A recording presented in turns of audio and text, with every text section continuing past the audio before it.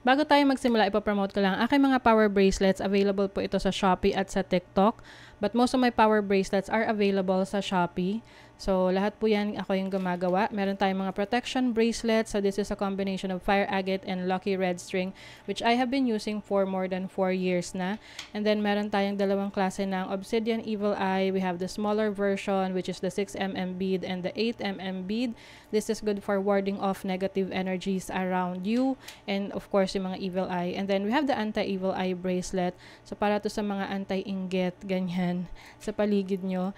And then, also, we have the selenite evil eye. So, the good thing about this is, multi-purpose na siya. Kini-cleanse na niya yung energies around you. And also, yung mga kasama niyang bracelets, cleansing and recharging as well. So, just like this one. Ayan. And then, we have other bracelets for other intentions and manifestations. So, meron tayong authentic malachite. This is for healing and also attraction of money and transformation. And marami pang iba. Meron din tayong chakra bracelet for balance. And we have the tiger's eye for courage. We have howlite for concentration and focus. We have rose quartz for attraction of love, self-love, and of course, amethyst for intuition, healing. Ayan. Lahat ng bracelet may kasama ng instruction leaflet, extra string, and a cute pouch. Ayan. Meron din ako mga bagong products sa aking shop. Ito yung intention oils. It comes with 2 sizes. Meron tayong dropper, which is 15 ml. Meron tayong roll-on na 5 ml. So, you can use this for manifestation ng prosperity and protection. So, while you are doing affirmations. And ito naman, you can, multi-purpose to, pwede mo rin itong gamitin when you are setting intentions. You can put this sa iyong candle if bago ka mag-set ng intention. So, this is for prosperity and protection na. Meron din akong spell jar for protection and prosperity. So, these are limited items lang kasi konti lang nagawa ko dahil lahat to ay chinarge ng super full moon nung full moon in Pisces. So now it is available. I think 5 to 7 pieces lang yung available for each.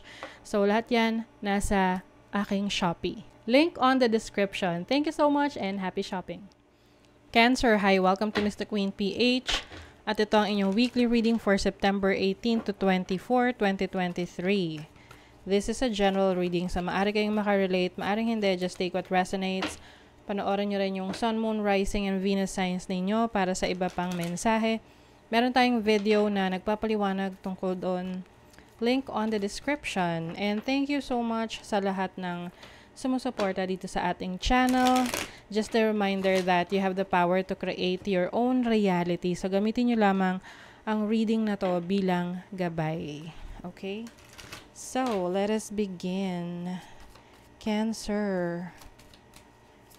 September 18 to 24. You have Rose, Breath, and Scorpion. So, the Rose is about your emotions, your heart, related to your heart. So, maaring this coming week, you will be dealing with your emotions. Pwedeng you will open up with someone or you will connect with whatever talaga, whoever you are connecting with. Pwedeng may romantic connection dyan sa tabi-tabi. Or just being true to yourself, true to your emotions, and taking care of yourself. You also have the Breath, which is about inspiration. So, maaring iba sa inyo, inspired. Maaring may inspire kayo sa relationship or sa isang tao na nagbibigay ng special attention sa inyo. And then, this is also about ideas, no? Maaring meron kang inspired ideas, meron kang may isip na mga creative ideas na alam mong merong potential na maging successful in the future. This can be a creative idea sa career mo, sa business mo. Ayan. And itong Scorpion energy is about passion. This is a fire energy, which is also about your anything mysterious na gusto mong i-explore. Oh. So, alam na, yung iba sa inyo, Cancer, baka merong romantic connection na namumuo sa paligid, sa tabi-tabi. Oo. This is a very passionate feeling, no? If this is not a romantic connection or romantic situation for you, I think this is your passion towards something, no? Passion mo sa career mo, sa business mo. Mas excited ka na magtrabaho dahil nabibigyan ka ng attention sa trabaho mo, sa career mo, meron kang mga na-achieve na mga milestones, 'di ba? So, 'di ba pag ganon, may na-achieve kang milestones, parang you feel good because nakakakita ka kaagad ng resulta ng mga inspirations mo. Mas lalo ka nagiging determined. You have the King of Cups. Oh, naku, meron talagang love. Love is in the air. Nine of Cups. Some of you, Cancer, meron kayong makikilalang romantic partner or connection. Pwede namang hindi agad partner, no? Pwede namang magpapakilig pa lang sa'yo sa isang event na aatenan mo. Pwedeng event, pwedeng pupunta ka sa party place, magpa-party ka, or merong isang celebration somewhere with your friends, and you will meet someone who is mature enough, no, to, parang ano siya, seryosong tao. Also have the Page of Wands and the High Priestess. Okay. I also feel na some of you are going to try, meron kang susubukan. Lalo na kung ito ay relationship. And if you feel na parang matagal na yung last time na nagkaroon ka ng relationship, I think you will try to entertain this person. Parang bibigyan mo ng chance, makilala to ng lubusan. And some of you feel like there's a certain pull with this person na parang you feel like meron kayong connection from the past. And maaring you are spiritually connected with this person. So, very exciting ito for you sa romantic aspect ng life ninyo. And also, meron kang mga makikilalang connections, friendships, na tutulong sa pagpapaunlad ng iyong buhay, no? Yung parang yung tinatawag nilang sabi nila is your network is your net worth. So some of you are connecting with a lot of people.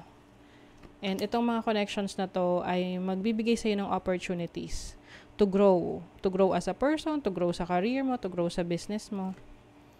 You also have Mars in Pisces in the 12th house. Escape. I think you will enter a very deep connection with someone na parang you feel like this person is, pagkasama mo siya is para ka nasa ibang dimension.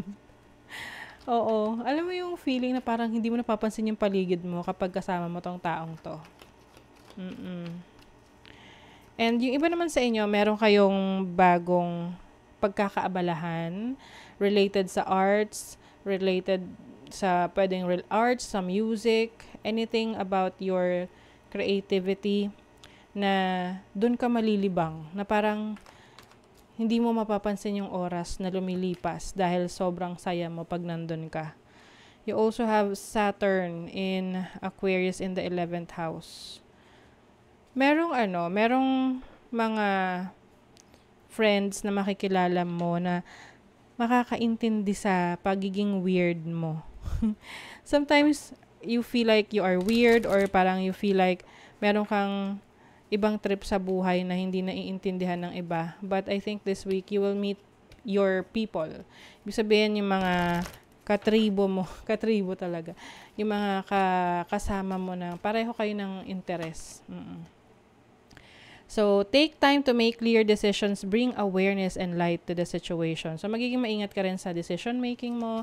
Hindi ka basta-basta magpapadalos-dalos.